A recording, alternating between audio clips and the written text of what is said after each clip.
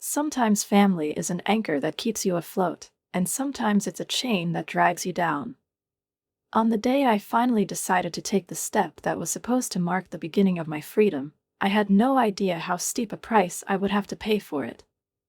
My name is Lucy, and I'm 30 years old. I work as an investment analyst, and to be honest, I do a pretty good job. At the office, I'm known for being meticulous, even pedantic. Some colleagues joke that I guard money as fiercely as a dragon guards its treasures. But that's just who I am: practical, calculating, and maybe a little overly cautious. I'm the younger of 2 children in our family. From an early age, I learned one simple truth: if you want something, you'll have to work for it yourself. This wasn't a lesson or philosophy taught by our parents. It was something I picked up by watching my older sister, Sarah. She's 3 years older than me and has always been the family favorite. Sarah was the quintessential golden child, charming, lively, and adored by everyone. Everything seemed to come easily to her. Teachers marveled at her efforts, although I, unlike them, knew she rarely had to put in much work. In our parents' eyes, she was flawless. Don't get me wrong, I love my sister. We've never been enemies, and I genuinely celebrate her successes. But the favoritism was so glaring that it was impossible to ignore. Our parents always expected Sarah to achieve anything she set her mind to without any real struggle. And me? I was just there, the girl who had to prove she was worthy of even a little attention. After college, Sarah married Tom. He works as a manager at a construction company, and they've been living in a rented apartment for several years. They have 3 kids: Emma, Lucas, and Joey. Emma is already in school, Lucas is a 5-year-old ball of energy, and little Joey has just started saying his first words. I love my nieces and nephews, they're wonderful kids. But Sarah, like many moms, often complains about the struggles of everyday life, the constant noise, and the cramped space of their apartment. In some ways, I've been luckier. For the past 5 years, I've been renting a cozy 1-bedroom apartment from the parents of my best friend, Jenny. They charge me rent that's half the market rate and trust me more than anyone else. I always pay on time and never cause them trouble, which has allowed me to save quite a bit of money. Since I started working, I've stuck to a strict financial plan. I cook at home instead of dining out, take buses and trains instead of taxis, and save every extra penny. People around me often tease me, calling me stingy, but I never take offense. I had a plan, and I stuck to it. I've always dreamed of owning my own home, not a luxurious villa with a pool, but a quiet, cozy place where I could find peace. After the pandemic, my company switched to a hybrid work model. Now, I can work from home, going to the office only when absolutely necessary. This got me thinking about living outside the city. Last week, while browsing house listings, I came across one that made me freeze. It was perfect, a small cottage on the edge of a village with a lush garden and a spacious kitchen. It was exactly the kind of place I had always dreamed of. I opened my savings account and, for the first time in a long while, checked the numbers. Years of saving and frugality had paid off. I actually had enough for a down payment. I spent hours studying listings, imagining myself in different homes. Nothing extravagant, just a cozy place I could call my own. My thoughts were interrupted by a phone call. I glanced at the screen. It was Mom. She always calls at the most convenient times. Lucy, dear, don't forget we're expecting you for dinner on Saturday, she said in her warm but slightly commanding tone. Sarah and Tom will be here with the kids too. Please try not to be late. There was always that faint note of order beneath her kind words, wrapped in a soft smile. I sighed, knowing there was no avoiding the family dinner conversation. One Saturday, I arrived at my parents' house at exactly 5:05 p.m. By the time I got there, the driveway was already packed with cars. Sarah's minivan, as usual, took up most of the space, so I had to park on the street and walk a few steps to the house. As soon as I opened the door, the chaos of family life hit me like a wave. Through the noise, I could hear Emma and Lucas laughing loudly, the thudding of their running feet, and little Joey's squeals mixed with snatches of adult conversations. "Lucy's here," Sarah announced with a smile, glancing at me as she tried to get Joey to eat at least one spoonful of mashed potatoes. The kids didn't even turn their heads. They were lost in their own world. Lucas was zooming around the living room with a toy plane, while Emma, armed with a doll, was trying to ambush him from behind the couch. Mom bustled around the kitchen, setting dishes on the table. Her voice carried through the room, orchestrating the family chaos. Dad had already taken his usual spot in the armchair by the window, half hidden behind his newspaper. "Everything's so expensive these days," he grumbled, without looking up from his reading. "Have you seen how much gas costs now? It's daylight robbery." "Tell me about it," Tom chimed in, managing to discuss rising prices while reaching for a second helping of lasagna. "My boss pulled another stunt yesterday. He barged into the office and completely overhauled our schedule without even consulting the team. I'm so fed up with him." Sarah nodded at her husband as she continued to wrestle with Joey's bid. "At least you get to leave the house. Now imagine me, cooped up all day in a tiny apartment with 3 kids. It's a trial." I allowed myself a quiet smirk, using the moment to glance at my phone under the table. There, on the screen, was the house of my dreams, a small cottage with 2 bedrooms, a spacious kitchen, and a stunning garden. The price was almost perfect, just barely within my range. I was looking at the photos again, a bright living room with large windows, a cozy bedroom with wooden beams on the ceiling, and a garden that seemed made for morning coffee on the terrace. "Lucy, what's so interesting on your phone?" My mom's voice suddenly cut through the noise. I startled and looked up. All eyes were on me. Even the kids had paused for a moment, as if sensing the unusual silence at the table. My cheeks burned as I struggled to come up with a convincing excuse. Work, schedules, urgent emails, all of it would have sounded believable, but for some reason, I decided to tell the truth. "Actually, I'm looking at houses. Thinking about buying one." The silence that followed was deafening. Sarah's fork froze halfway to her mouth. Tom stopped mid-complaint about his boss, his face frozen in surprise. Even Mom seemed momentarily at a loss for words. "You," she repeated, as if she hadn't heard me correctly. "You're thinking about buying a house?" I already regretted my honesty. Swallowing hard, I added, "Well, I'm just looking. Nothing definite." "What kind of house?" Sarah asked quickly, her voice tense but trying to stay calm. "I haven't decided yet," I mumbled.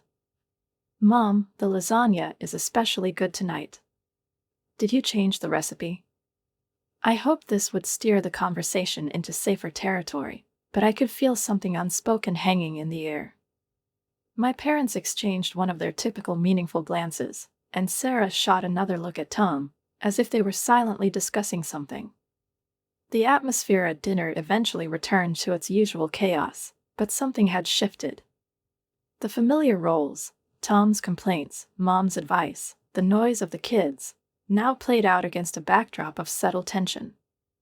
The rest of the evening passed in this strange state, as though everyone's thoughts were focused on something far from the dinner table. The week flew by unnoticed. The strange tension from the family dinner faded into memory. Work filled my days, leaving only scraps of time for personal thoughts. In the evenings, I sat at my laptop, researching mortgage rates, property taxes, and scouring advice on forums for potential buyers. It was a challenging but rewarding process, each step bringing me closer to my dream. One morning, in the middle of a Zoom meeting, my phone started vibrating. Mom's number flashed on the screen. I declined the call, sending it to voicemail, but she was persistent. 3 calls in a row, as if it were urgent. Finally, during my lunch break, I called her back, slightly worried about her insistence. "Lucy, darling," her voice, excited and brimming with enthusiasm, practically spilled out of the speaker. "I found the perfect house for you. You won't believe how wonderful it is." I froze, my fork hovering over my half-eaten salad. "Mom, I didn't even ask you to help with the search." A headache was already beginning to form. But she was unstoppable. "Do you remember Martha from church? Well, she told me about a listing. Her neighborhood is just lovely, and this house. Lucy, it has 5 bedrooms, a huge master suite with a walk-in closet, children's rooms with built-in wardrobes. And guess what? There's already a playground installed in the backyard." I pressed my fingers to my temples, trying to focus. "Mom, I really appreciate your help, but that's not at all what I'm looking for." There was a heavy, pointed pause on the other end of the line. "What do you mean?" For the first time, her voice carried a note of hurt. "I'm looking for a small house in the countryside. Something cozy, just for me," I explained, trying to sound gentle but firm. "I don't need 5 bedrooms, a playground, or proximity to schools." "Don't be silly," she snapped, her voice sharp with disappointment. "You can't just think about yourself. You need to plan for the future. This house is perfect. And it's even being sold at a great price. Martha says the owners are eager to sell quickly." "Mom," I repeated firmly, already feeling my patience wearing thin, "I know what I want. And it's not a huge family home. I want a quiet place where I can work and enjoy some peace." A dissatisfied sigh crackled over the line, as if I'd questioned her wisdom. "Well, don't come crying to me later when you realize I was right," she said before hanging up. I stared at my phone for a moment, feeling a mixture of irritation and guilt. But there wasn't much time to dwell on it. Just as I set the phone down, it buzzed again. This time, it was a message from Sarah. "Hey, sis. Look at the house I found for you." Attached was a link to a listing. Another massive family home, 4 bedrooms, multiple bathrooms, a huge yard, perfect for children. I quickly replied, "Thanks, but I'm looking for something smaller in the countryside." The reply came almost instantly. "But these are such great deals. Look at this one, it even has guest apartments." Another link followed. I sighed silently. My sister always acted with the best intentions, but this time her help was beginning to feel like a siege. Throughout the day, messages kept coming one after another. Another house, then another, bigger, more expensive, and clearly designed for large families.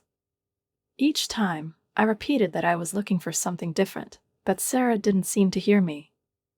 The messages with photos and links poured in like an avalanche. By evening, my phone felt like a storage hub for family mansions with spacious living rooms, kids' bedrooms, and 3-car garages. At some point, I set the phone aside, realizing that even more explanations wouldn't help. My vision of a home and their expectations seemed to exist on entirely different planets. I stopped checking Sarah's messages after the 20th listing for yet another family mansion. Instead, I decided to seek help from a professional. I found Amanda Chan through online reviews. Her clients wrote that she was truly good at listening and understanding buyers' preferences. That was exactly what I needed. When we first met, I laid out my requirements: a small, cozy house, in the countryside but not too far from the city, with reliable internet. This was a non-negotiable for my remote work. I added that I dreamed of a small garden where I could grow herbs and vegetables and clarified my budget. Amanda nodded with a knowing smile, her eyes lighting up slightly. "I think I have something that might work for you," she said. "This listing just came on the market yesterday. Would you like to see the house this weekend?" On Saturday, I climbed into Amanda's car, and 40 minutes later, we turned off a quiet country road onto a gravel driveway. As soon as I saw the house, My heart skipped a beat. This was it. A charming little cottage with 2 bedrooms. White curtains on the windows, dark green shutters, a wraparound porch with 2 rocking chairs. The front yard was shaded by tall maples, and sunlight sparkled on the gravel driveway. We stepped inside, and my impression only deepened. The open-plan living room radiated warmth. Large windows let in plenty of light, and a wood-burning fireplace dominated one of the walls. The kitchen was small but updated, new countertops and gleaming appliances. Upstairs, there were 2 bedrooms and a bathroom with a freestanding clawfoot tub. But the deciding factor for me was the sunroom at the back of the house. Huge windows on 3 sides offered a view of a beautifully maintained garden with raised beds and a small greenhouse. It was exactly the place I'd been searching for. The owners are willing to offer a discount if the deal closes quickly, Amanda added as we stood in the sunroom, gazing at the garden. I'm buying this house, I said without hesitation. The following week was a whirlwind: paperwork, mortgage arrangements, negotiations. I made a larger down payment than required to reduce my monthly payments. At night, I fell asleep looking at photos of the house, already mentally arranging furniture and planning what to plant in the garden. When all the documents were signed and the deal was finalized, I could hardly wait to share the news with my family, despite their earlier attempts to convince me of their perfect ideas. The next Saturday, I arrived at my parents' house. Sarah and Tom were already there with the kids, as usual. We sat down for dinner, and everything went as it normally did. Mom served stew, Dad grumbled about rising prices, Tom complained about his boss, and Sarah tried to wrangle Emma and Lucas. The usual family chaos. I was waiting for the right moment to share my news, but Mom beat me to it. She turned to me with a broad smile that made my heart sink unpleasantly. "Oh, Lucy, I'm so glad you're here. I was just talking to Barbara, our neighbor. She's selling her house. You remember, it's so spacious, with a huge garden. If you make a good offer, I think she'd be willing to sell to you." I felt something snap inside me.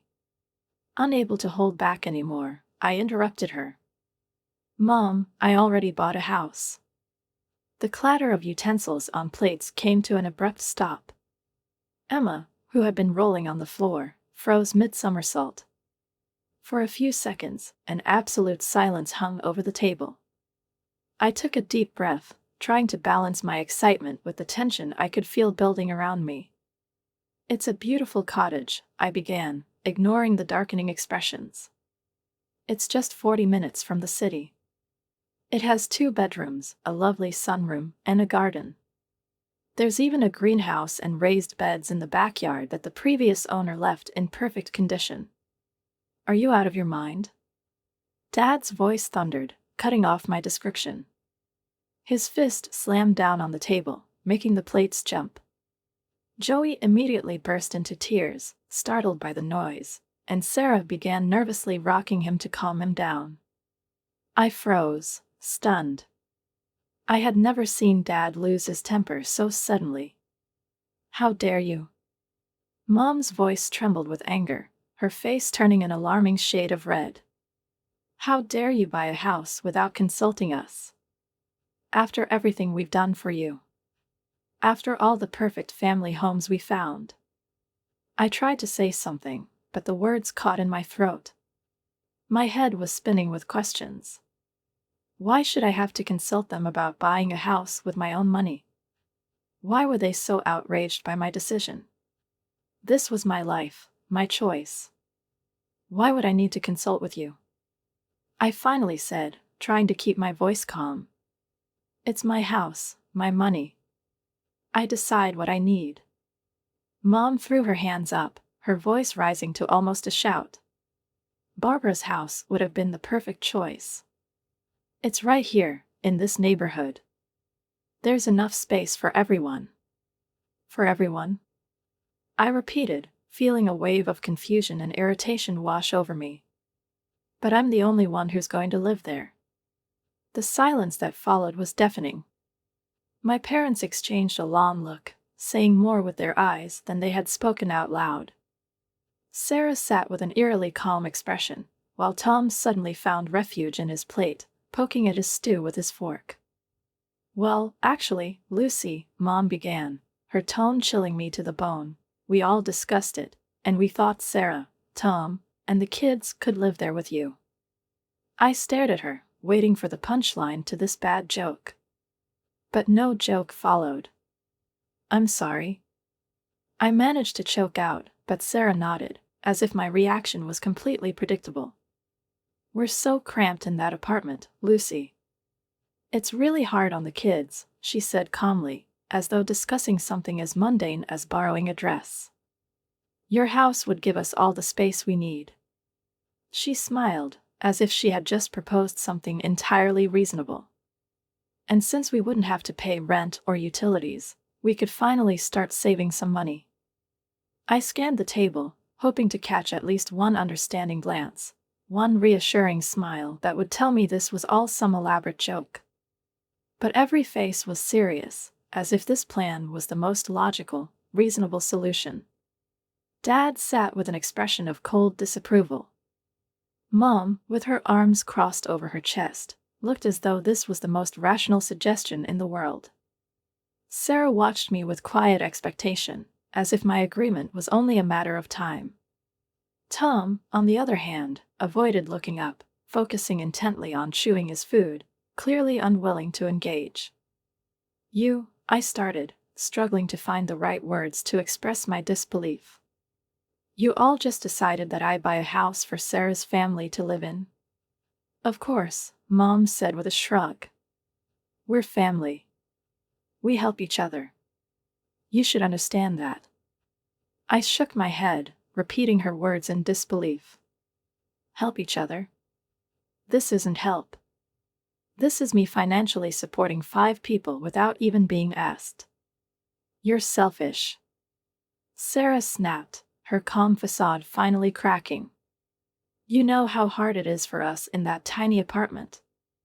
Emma and Lucas have to share a room, and Joey's crib is in our bedroom." Her voice grew louder, her emotions spilling over. I stared at her, unable to believe this was really happening. "It's unfair to the children," Sarah said, her voice trembling as though she were on the verge of tears. I felt the world around me start to spin as I processed the absurdity of the situation. They had been sitting here for weeks, planning my future, deciding how I should spend my money, without even bothering to ask me. "You need to cancel this ridiculous purchase immediately," Mom said sharply, her tone ringing with authority. "Call your realtor first thing Monday morning. Barbara's house is still available, and it's perfect. It's right here, near good schools and daycare centers." "No," I said, rising from the table. The sound of my chair scraping against the floor cut through the tense silence. The word escaped me louder than I had intended, charged with years of pent-up frustration. The room erupted. Mom leapt from her seat, waving her hands and shouting something about family obligations. Dad's voice thundered over hers as he accused me of being disrespectful. Sarah began sobbing, taking Joey into her arms as he cried again from the noise. Even Tom, usually silent, muttered something incomprehensible under his breath. "It'll be so cramped for us," Sarah wailed, her voice grating like nails on a chalkboard. "Do you know how hard it will be to get the kids to school from out there? Emma has ballet on Tuesdays, and Lucas has soccer on Thursdays. Do you even understand how difficult that will be?" I turned to Sarah, feeling something inside me finally break. This entire situation, their expectations, their plans, their certainty that I was somehow obligated to do all of this for them, sent me over the edge. "You won't be driving anywhere, Sarah," I said, letting my anger finally show. "Because you're not going to live in my house. None of you are. Ever. Is that clear enough?" The room fell into a stunned silence. They looked at me as though I had suddenly grown a second head. The shock on their faces was almost comical, if the situation weren't so absurd. How can you be so cruel to your own sister? Mom gasped, clutching her chest as though I had just plunged a knife into her heart. I grabbed my bag and headed for the door. Behind me, the room erupted again, a cacophony of shouting, accusations, and protests, but I couldn't and wouldn't listen anymore. Getting into my car, I started the engine and drove away, leaving the family house and all its chaos behind. For the next few days, their voices still echoed in my head. I couldn't stop replaying Sarah's words, Mom's accusations, and, most painfully, the sense that they had never truly seen me. Later that evening, I sat alone in my apartment as memories of the past surfaced one by one from the depths of my mind. Christmas 2001. Sarah got the expensive American Girl doll she had been wanting all year. I got a knockoff version from a discount store. They look exactly the same, Mom had said at the time. But they weren't the same. For her 16th birthday, Sarah got a brand new Volkswagen Beetle with a giant red bow on the roof. When I turned 16, I got Dad's old Honda, already boasting 150,000 miles on the odometer.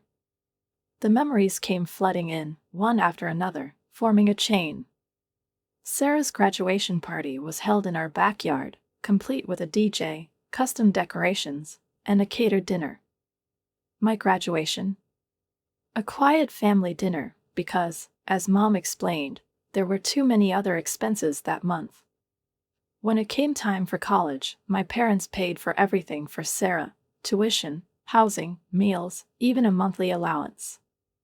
I, on the other hand, spent my final years of high school filling out endless scholarship applications, staying up until midnight to maintain the grades I needed to secure admission. And now, years later, they expected me to give them the house I had worked so hard to earn. The house of my dreams, the culmination of all my efforts, they had already envisioned as yet another gift for Sarah. Just like everything else. I was in the kitchen, packing up dishes and wrapping them in bubble wrap, when a loud pounding on my apartment door startled me so much that it rattled the frame. The coffee mug I was wrapping in newspaper slipped from my hands but luckily landed on a stack of packing paper. "Lucy, open this door right now." Dad's voice boomed. I froze, bubble wrap still in my hand. Another round of aggressive pounding followed. "Go away," I shouted back. "I'm not discussing this anymore. Don't you dare talk to us like that." Dad roared, his fist slamming against the door again. "We raised you better than this." My hands were shaking as I grabbed my phone. I couldn't believe this was actually happening. "If you don't leave right now, I'm calling the police," I said as firmly as I could, pressing buttons on the phone loudly enough for them to hear that I was serious. "You ungrateful," Dad began, but his words were cut off by Mom. Her voice was icy, like the blade of a knife. "We'll leave," she said. "But this isn't over. You're making a terrible mistake." I heard their footsteps retreat down the hall, and I slid down the wall, my heart pounding, my breathing uneven. I thought it was over. But I was wrong. The first message from Sarah came an hour later. It was a photo of Emma and Lucas, squeezed together on their bunk bed. The caption read, "Look how little space they have. Emma can't even use her desk to study." I ignored it. A few minutes later, another photo arrived. This time, it was Joey's crib crammed into the corner of Sarah and Tom's bedroom. The caption read, "He wakes up every time we go to bed. It's not fair to him." When I continued to remain silent, her messages became increasingly hostile. They came at all hours of the day and night, 2 a.m., 4 a.m., 6 a.m. One read, "You were always Dad's least favorite. Mom cries herself to sleep because of you. I hope you're happy alone in your big house while your nephews suffer." I blocked her number, then her Facebook and Instagram accounts. But that didn't stop her. She started creating new accounts, used Tom's phone, and even sent emails from fake addresses. But the worst part was when the attacks started coming from other directions. First, it was our Aunt Marie. "Lucy, sweetheart, I just heard about what's happening with your sister. Surely, you can find it in your heart to help your family." Then Uncle Bob, "Kiddo, you need to think about what really matters. Family always comes first." It even got to the point where Mom's best friend, Susan, called me, "Your mother is devastated. How could you do this to your family?" Even my old high school teacher, Mrs. Peterson, who still stayed in touch with Mom through church, wrote me, "Lucy, I always thought you were a kind and responsible student. I'm so disappointed to hear about what's happening with your sister."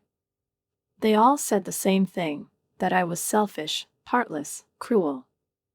That I should give up my house, my dream, my independence to solve my sister's problems. Not one of them even paused to question why this had suddenly become my responsibility. After 2 weeks of this madness, I was completely drained. I had no energy left to endure it any longer. The next day, I went to my mobile carrier and changed my number. I only shared the new number with my workplace and a few close friends who had remained neutral throughout this conflict. When I finally returned home and shut the door behind me, I felt a flicker of peace in my chest for the first time in days. I could finally breathe. Moving day turned out to be surprisingly quiet. I hired a moving company I had never heard of before, making sure they had no connections to my family or local services that might allow anyone to find out my new address. The movers were incredibly professional and efficient, working seamlessly and without asking unnecessary questions. By the time the sun set, I was standing in my new living room, surrounded by boxes that held my opportunities, my dreams, and my fresh start. That first night in my cottage, I stepped out onto the porch with a cup of hot tea. The silence around me was absolute, just the chirping of crickets and the occasional call of night birds. No cars, no sirens, no family drama. Just peace, so palpable it felt like I could reach out and touch it. I took a deep breath of the cool night air and, for the first time in years, felt the tension I had carried for so long start to melt away. Tension I hadn't even realized was there until it began to lift. Of course, Sarah's posts still popped up on social media, passive-aggressive updates about family betrayal, selfish siblings, or thinly veiled remarks about ungrateful children who had forgotten their duties. There were comments from relatives who had taken her side, oblivious to the full story. But the thing was, I no longer cared. Their words no longer held any power over me, because here, in my new sanctuary, I finally felt free. I decided to turn one of the bedrooms into a home office. I positioned my monitors so I could look out the window at the bird feeder, which was visited each morning by chickadees, sparrows, and even a pair of cardinals. The garden, which had been carefully cultivated by the previous owner, now overflowed with herbs and vegetables. It was my first attempt at gardening, and to my surprise, it was a success.